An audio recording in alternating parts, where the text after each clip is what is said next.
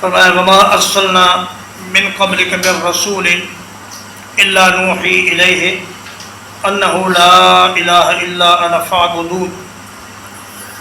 اس ایک بنیادی مسئلے کے لیے تمام انبیاء کو مبعوث فرمایا گیا، توحید باری تعالی، کہ کسی کو حاجت روا، مشکل کشا،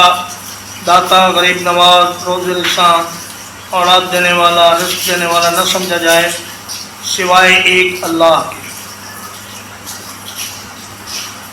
اور وحی کی کیفیت کے بارے میں ام المؤمنین سیدہ عائشہ رضی اللہ تعالیٰ عنہ